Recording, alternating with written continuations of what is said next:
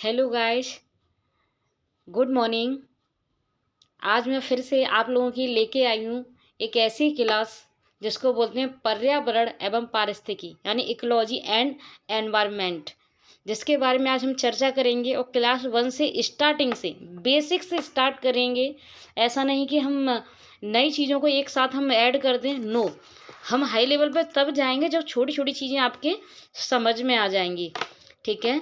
लेकिन स्टार्ट करने से पहले मेरा आपसे एक निवेदन है कि अगर आपको वीडियो अच्छी लगती है तो प्लीज़ लाइक ज़रूर किया करें, और कमेंट भी, चीज़ें अच्छी लगती तो कमेंट करोगे आप तो मुझे भी मोटिवेशन मिलेगा, जिससे मैं भी वीडियो आगे बना पाऊँगी।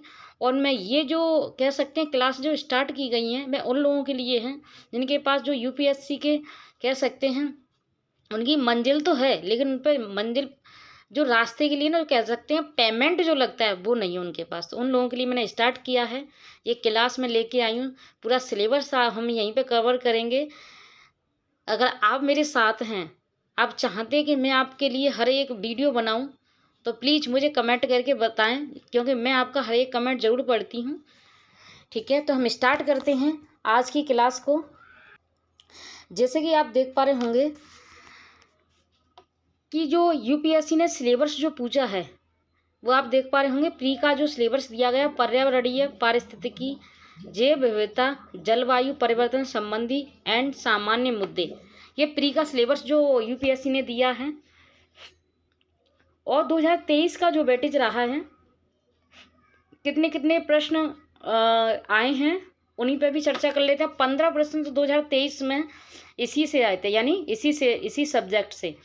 आगे है 2022 में 17 प्रश्न, 2021 में 15 प्रश्न, 2020 में 17 प्रश्न, 2019 में 20 प्रश्न, 2018 में 13 प्रश्न, 2017 में 14 और 2016 में 21 प्रश्न यहाँ से आए थे, ठीक है।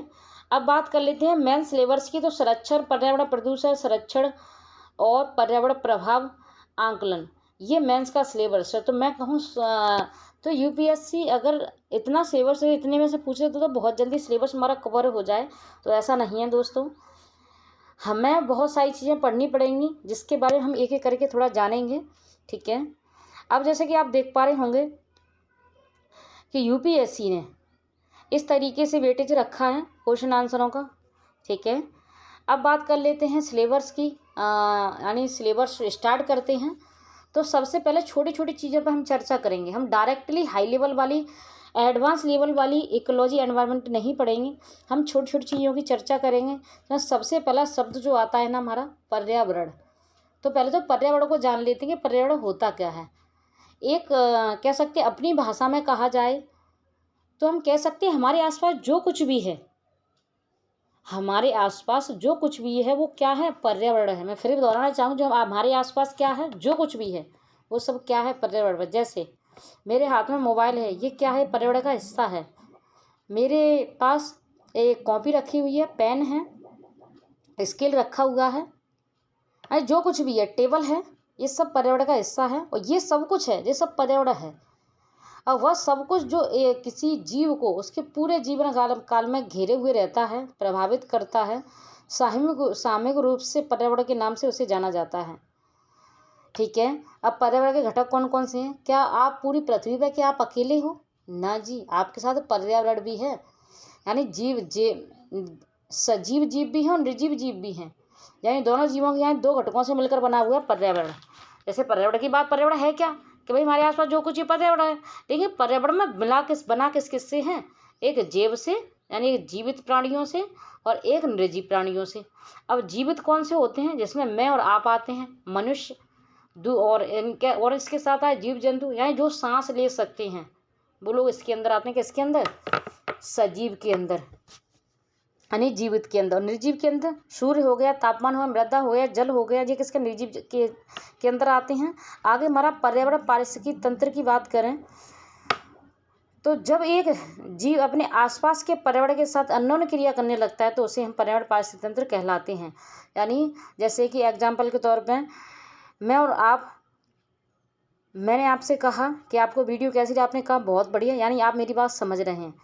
अब जैसे मेरे हाथ में पेन है, इससे मैं लिख रही हूँ, ठीक है। इसका मतलब मेरे इकोसिस्टम का हिस्सा है। पानी की बूंद से लेकर ब्रह्मांड तक हर एक इकोसिस्टम का पार्ट है। ठीक है। एक पारिस्थितिक तंत्र को जीव मंडल की एक संरचनात्मक कार्यात्मक इकाई के रूप में परिभाषित किया गया है, जिसमें शामिल हैं जीवित प्राणियों और भौतिक वातावरण का समुदाय। अब इसमें आप देख पा रहे हो भौतिक वातावरण आ गया। भौतिक वातावरण कौन? जो मनुष्य द्वारा बनाया उगाया हुआ चीज़ें हैं। समुदाय दोनों के बीच में परस्पर क्रियाएं आदान प्रदान करती हैं और जो कुछ प्रकृति ने दी हैं वो भौतिक वातावरण हो जाता है। अब बात कर लेते हैं इकोलॉजी। इकोलॉजी क्या होती है? इकोलॉजी की अगर मैं बात करूं तो पारिस्थितिकी, किसी भी पारिस्थितिकी का अध्ययन करना इकोलॉजी कहलाता है। जैसे एग्जाम्पल के तौर पे हमारे घर में मछलियाँ होती हैं जो एक बॉक्स के अंदर रहती हैं। वो ऑक्सीजन ले रही होती हैं, खाना भी अपना ऐसे खा रही होती हैं, और ऑक्सीजन जो पानी के अंदर घुलनशील जो ऑक्सीजन है उसको ले रही होती हैं। तो हम क्या करते हैं, उनको देखते हैं 15 से 20 मिनट उनको अगर ध्यान से देखते हैं तो हम क्या कर रहे हैं, उसका अध्ययन कर रहे हैं, उसका पारिस्थितिकी कर रहे हैं। इसको पारिस्थितिकी कहलाता है। यानी किसी पारिस्थितिकी का अध्ययन करना पारिस्थितिकी कहलाता है। अब बात कर लेते हैं परिभाषा की। इकोलॉजी की परिभाषा क्या होती है? तो एकोस और लोगोस शब्द से मिलकर बना हुआ है। एकोस का अर्थ होता है, ग्रीक शब्द से लिया गया है। एकोस का मतलब जहाँ कोई रह रहा हो, और लोगोस का मतलब होता है अध्ययन करना। यानी जहाँ कोई रह रहा हो वहाँ रहकर उसका अध्ययन करना क्या होता है? इकोलॉजी यानी पर्यावरण कहलाता है। थोड़ा सा और आगे लेके चलती हूँ मैं आपको। अब देखो इसी संबंध में क्वेश्चन पूछा गया था। कैसे?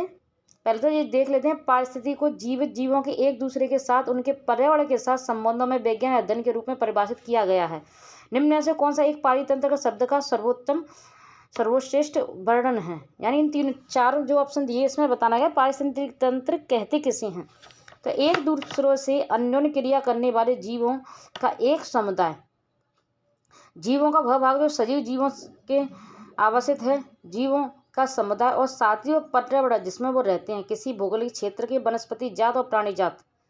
तो ऑप्शन होगा इसका सी, क्योंकि इसमें बाकी तीन में पर्यावरण नहीं दिया गया। हम लोग अन्योन्य क्रिया किसके साथ करेंगे?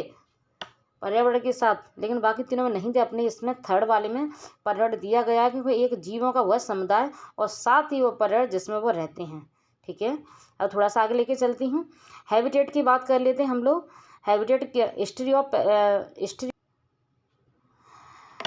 Of ecology. इकोलॉजी हमारे प्राचीन ग्रंथों में पारिस्थितिकी सिद्धांतों का भी उल्लेख किया गया है। ऐसा नहीं है कि अभी से हम प्रकृति पर निर्भर हैं, हम प्राचीन काल में भी निर्भर थे। वेदों, ब्राह्मण और उपनिषदों में भी देखा गया है, उनका अध्ययन किया गया प्रकृति का, कि प्रकृति पर हम निर्भर किस तरीके से हैं, और आगे भी हम प्रकृति पर ही निर्भर रहेंगे। ठीक है। अब बात कर लेते हैं, कुछ शब्द हैं। हैबिटेट हुआ, निश हुआ, ये शब्द आपको बार बार सुनने को आएंगे। तो इससे पहले हम ये होते क्या, इन पर थोड़ा चर्चा कर लेते हैं। जैसे हैबिटेट, कोई भी जानवर है वो जिस जगह रहता है और जहाँ अनुकूलन जलवायु है, वहाँ पर वो आसानी से प्रजनन कर सकता है, प्रजनन की स्थिति उपयुक्त हो, उसे हैबिटेट कहते हैं। उसी जगह जहाँ पर वह कंफर्टली रहता हो। जैसे कोई जानवर है, मैं फिर कहना चाहूँगी, जैसे कोई मान के चलो एक शेर है, शेर का हैबिटेट क्या है? उसका जंगल। मेरा हैबिटेट क्या है? मेरा घर। आपका हैबिटेट आपका घर। यानी आप रोड पे तो कंफर्टेबल तरीके से नहीं रह सकते ना। आप कहाँ कंफर्टेबल हैं? अपने घर पे। ऐसे मैं कंफर्टेबल जो हूँ, मैं अपने घर पे हूँ, और आप भी अपने घर पे कंफर्टेबल हैं, राइट। तो यहाँ पे ये क्या, अब ये हमारा हैबिटेट है, यानी हाउस जहाँ हम रहते हैं, अनुकूलन जलवायु है, और प्रजनन आसानी से कर सकते हैं। तीन चीज़ों का ध्यान रखना। कौन कौन सी चीज़ें? एक जानवर, उसकी अनुकूलन जलवायु है, प्लस वो आसानी से प्रजनन कर सकता है। ठीक है। और जिस जगह वो रहता है वह उसका हैबिटेट है। ये हैबिटेट हो गया। अब बात करें निश की। इसको आला भी बोलते हैं। बहुत सारी जगह यूपीएससी ने अभी आला करके क्वेश्चन दिया था, जब उसमें आला लगाया, निश नहीं लिखा था, आला लिख दिया था। किसी भी प्रजाति की कार्यात्मक भूमिका। अगर आपको ऐसा लगता है कि हमारे वातावरण बहुत से जानवर ऐसे हैं जिनकी पृथ्वी में कोई भूमिका नहीं है, तो मच्छर से लेके कोई बड़ा भी जानवर है ना, हर किसी की कोई ना कोई भूमिका इस पृथ्वी पर, कोई ना कोई कार्यात्मक भूमिका है। शेर की भूमिका हिरण रोमड़ी पर कंट्रोल नियंत्रित करना है, उसका निश है।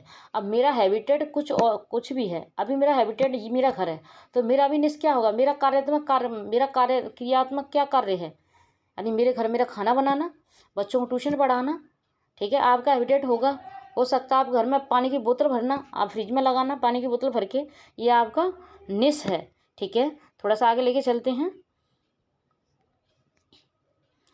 अब बात कर लेते हैं, देखो यूपीएससी ने जो क्वेश्चन पूछा इसमें मैं आपको बताए थे, निम्न में से कौन सा शब्द न केवल जीव द्वारा कब्जा किए भौतिक स्थान का वर्णन करता है बल्कि जीवों के समुदाय में इसकी कार्यात्मक भूमिका, क्या पूछा है, जीवों के समुदाय में कार्यात्मक भूमिका का वर्णन करता है, वो क्या है। जैसे कि आप देख पा रहे होंगे, इकोटोन, प्राकृतिक घास, पारिस्थितिकी आला और घर की सीमा। तो पारिस्थितिकी आला क्योंकि उसमें कार्यात्मक भूमिका भी पूछी गई है। जैसे कि आप देख पा रहे होंगे, थोड़ा सा मैं आपको दिखा देती हूँ जी, उसकी कार्यात्मक भूमिका है। ठीक है, अब पारिस्थितिकी तंत्र के स्तर देख लेते हैं, क्या क्या स्तर होते हैं पारिस्थितिकी तंत्र के। पारिस्थितिकी के जो कह सकते हैं स्तर जो होते हैं, तो सबसे पहले एक जीव बनता है, जीव से क्या बना, कई सारे जीव बने, और कई सारे जीव मिलकर अलग अलग प्रजाति जब जीव मिलते हैं तो समुदाय बनता है, और कई सारे जब एक समुदाय बन जाता है और प्लस उसके साथ में पेड़ पौधे, जल, वायु और हवा, जल,